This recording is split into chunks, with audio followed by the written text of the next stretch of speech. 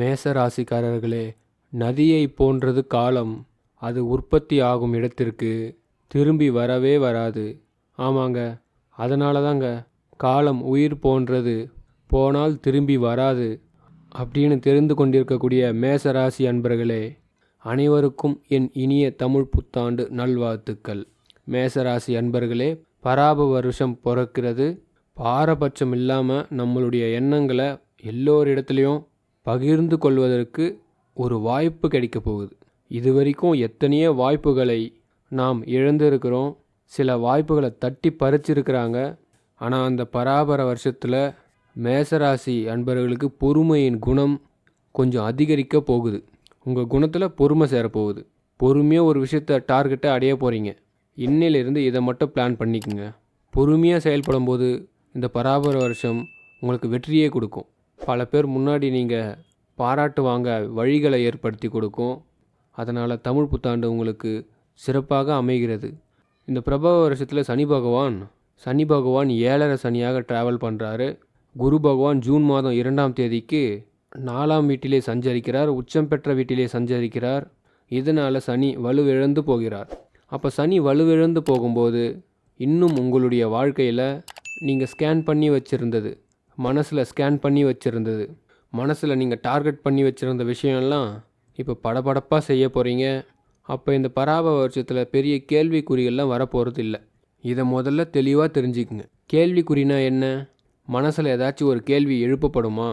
மனசில் ஏற்படக்கூடிய விஷயங்களுக்கு எல்லாமே வெற்றி கிடைச்சி ஆச்சரியமும் கிடைக்கும். இதுதான் பிரபவ வருஷம். தொழில் முன்னேற்றத்தில் இந்த பராபவ வருஷத்தில் கணிசமான முன்னேற்றத்தை ஏற்படுத்த போகிறது. அதனால் பிஸ்னஸ் சம்மந்தப்பட்ட விஷயத்துலேயும் வேலை சம்மந்தப்பட்ட விஷயத்துலேயும் ஏதாச்சும் இடர்பாடுகள் ஏற்பட்டுரும் அப்படின்ற ஒரு சின்ன மனஸ்தாபம் கூட வராது. அப்படி வந்தால் உங்கள் மேலே அதிகமான நம்பிக்கை வைங்க மேசராசிக்காரர்களே.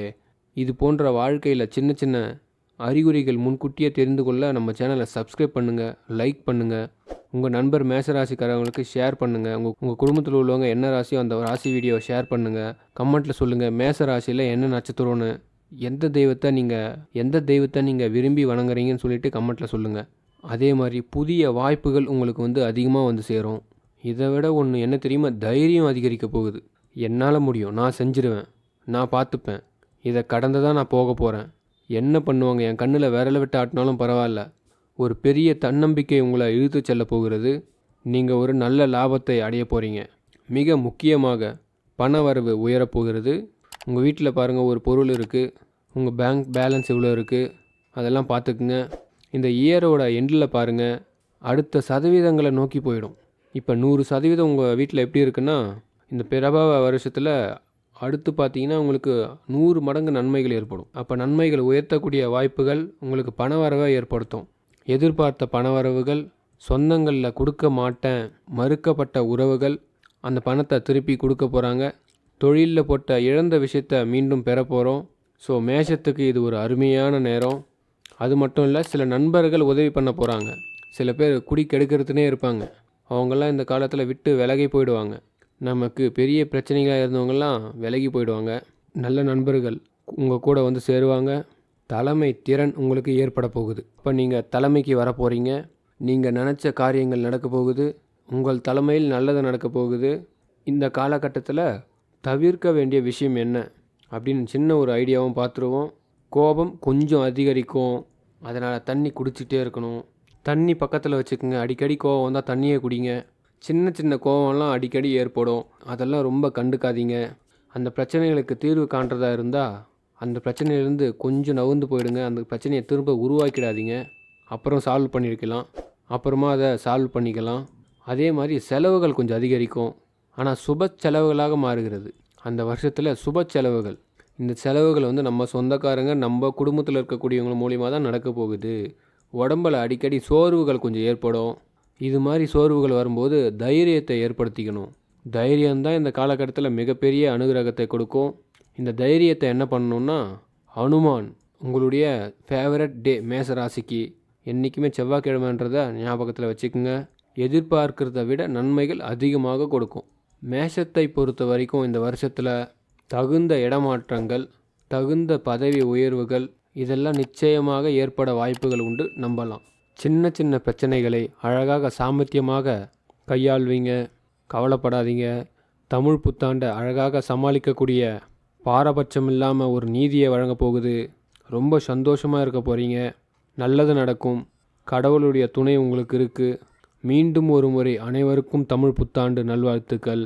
அதே மாதிரி இந்த தமிழ் புத்தாண்டில் என்னென்ன சுப விஷயங்கள் நடக்க போகுது அப்படின்றத ஒரு ஐடியாவை உங்களுக்கு கொடுத்துட்றேன். நீங்கள் இந்த ராசியில் பிறந்தது ஒரு பெரிய பலன். உங்களுடைய ராசிநாதனே உங்களை காப்பாற்றுவார். அதை முதல்ல தெரிஞ்சுக்கங்க. உங்கள் ராசிநாதனே உங்களை காப்பாற்ற போகிறார்.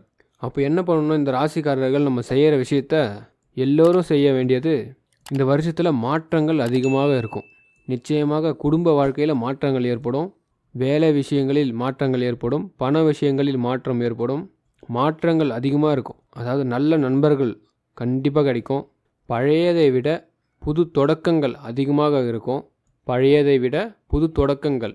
ஒரு விஷயத்தை நான் புதுசாக ஆரம்பிக்கிறேங்க, அந்த விஷயத்தை நீங்கள் கண்டிப்பாக செய்வீங்க. பொறுமையாக இருந்தீங்கன்னா பெரிய வளர்ச்சியை இந்த வருஷத்தில் பெற முடியும். பொறுமையாக இருக்கணும். எல்லா விஷயத்துலையும் பொறுமையாக இருங்க. அது உங்களுக்கு பெரிய வளர்ச்சியை கண்டிப்பாக ஏற்படுத்தும். அதே மாதிரி பார்த்தீங்கன்னா மன தைரியம், அதுதான் இந்த வருஷத்தில் மிகப்பெரிய முன்னேற்றம். தைரியத்தை வச்சுக்குங்க. ஆன்மீகத்தில் அதிகமாக நாட்டமிடுங்க. குரு மந்திரம், காலையில் எல்லாரும் ராம மந்திரம் சொல்லுங்கள். மாலை நேரத்தில் சிவ மந்திரம் சொல்லுங்கள். எல்லோரும் சொல்லுங்கள். இந்த வருஷத்தில் இதுதான் பரிகாரம். பிரபாவ வருஷம் அனைவருக்கும் மாற்றத்தை ஏற்படுத்த போகுது. அதுவும் உங்கள் ராசிக்கு மாற்றம் கண்டிப்பாக உண்டு. வளர்ச்சி கண்டிப்பாக உண்டு. பொறுமை இருந்ததுன்னா, நம்பிக்கை இருந்ததுன்னா இந்த வருஷம் அதிர்ஷ்டம் உங்களை தேடி வரும். அதிர்ஷ்டம் உங்களை தேடி வரும். நம்புங்க, இதுதான் உண்மை. இந்த காலகட்டத்தில் அதிர்ஷ்டத்துக்கான தேவதைகள் உங்களை தேடி வரும். மிக ரகசியமாக வரும். இந்த வருஷத்தில் நீங்கள் இந்த ஒரு விஷயத்தை மட்டும் செய்யுங்க. தினசரி ஒரு சின்ன மேஜிக் தினசரி ஒரு விஷயத்தை மட்டும் தொடர்ந்து பண்ணுங்கள். டெஃபினெட்லி இந்த மேஜிக் உங்களுக்கு சக்ஸஸ்ஃபுல் ஆகும். ஒரு 11 நிமிஷம் உங்கள் வாழ்க்கையில் உங்களால் ஒதுக்க முடியுமா? அப்படின்னா முடியும்னு கமெண்ட்டில் சொல்லுங்கள். ஒரு நாளையில் 11 நிமிஷத்தை மட்டும். அதே மாதிரி ஒரு வாரத்துக்கு 48 நிமிஷம், 48 மினிட்ஸ். அதே மாதிரி ஒரு மாதத்துக்கு 48 மணி நேரம் எடுத்துக்கங்க. ஒவ்வொரு மாதமும் அவ்வளோதான். ஒரு நாளைக்கு 11 நிமிஷம், ஒரு வாரத்துக்கு 48 நிமிஷம், ஒரு மாதத்திற்கு 48 ஹவர்ஸ். அந்த 11 நிமிஷம் ஒவ்வொரு நாளும் ஒரு அமைதியாக இருங்க. ஏதாச்சும் ஒரு இடத்துல, குளிர்ந்த இடம், கட்டாயமாக ஒரு இடத்துல ஃபிக்ஸ் பண்ணிட்டுலாம் உட்காந்துட்டிங்கன்னா அது பிடிச்சதாக இருக்காது. அந்த இடத்துல ஒளி இருக்கவே கூடாது. கண்ணு திறந்து பார்த்தீங்கன்னா வெளிச்சம் வெளியில் தெரியும். அதுக்குன்னு இருட்டாக இருக்கக்கூடாது. நம்மளுடைய ஒளி எப்படி இருக்கணும்? அந்த கண் எரிச்சல் அளவு இல்லாமல் 11 நிமிஷம் அமைதியாக ஒவ்வொரு நாளும் 11 நிமிஷத்தை எடுத்துக்கங்க. உங்கள் மனசை அப்படியே கட்டுப்படுத்துங்க. அடுத்த நாளைக்கு அந்த மனசு ஏங்கணும். இது அப்படியே தொடர ஒரு 10-15 நாள்லேயே உங்களுக்கு ஒரு முன்னேற்றம் தெரியும். அப்புறமா இந்த வாரம் 48 நிமிஷத்தை கொண்டு வாங்க. அதில் ஒரு வாரத்தில் ஒரு நாள், எந்த நாள் வேணால் எடுத்துக்கங்க. இந்த 48 நிமிஷம் ஏதாச்சும் ஒரே ஒரு விஷயத்தை மட்டும் சிந்திக்கணும். ஏதாச்சும் ஒரு விஷயம். இடம் மாறணும், பணம் வரணும்.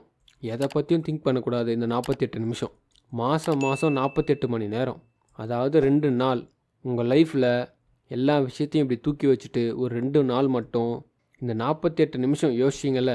இந்த 11 நிமிஷம் காமாக இருந்ததை 48 நிமிஷம் யோசிச்சிங்கல்ல. அந்த 48 நிமிஷம் யோசிச்சதை அந்த 2 நாள் அதுக்கான பயிற்சி எடுங்க, அதுக்கான முயற்சியை எடுங்க. கண்டிப்பாக வளர்ச்சி உண்டு. இந்த தத்துவத்தை மட்டும் தெரிஞ்சுக்குங்க. இந்த வருஷம் உங்கள் வாழ்க்கையில் எல்லா விஷயமும் சக்ஸஸ் ஆக போகுது. உங்களுக்கான கணக்கு இதுதான். இந்த காலக்கணக்கை தெரிஞ்சுக்கிட்டிங்கன்னா நிச்சயம் வெற்றி உண்டாகும். வாழ்த்துக்கள், நல்லதே நடக்கும். மறக்காமல் சேனலை சப்ஸ்கிரைப் பண்ணுங்கள். கமெண்ட்டில் உங்களுடைய நட்சத்திரத்தை கமெண்ட்டில் சொல்லுங்கள். நன்றி.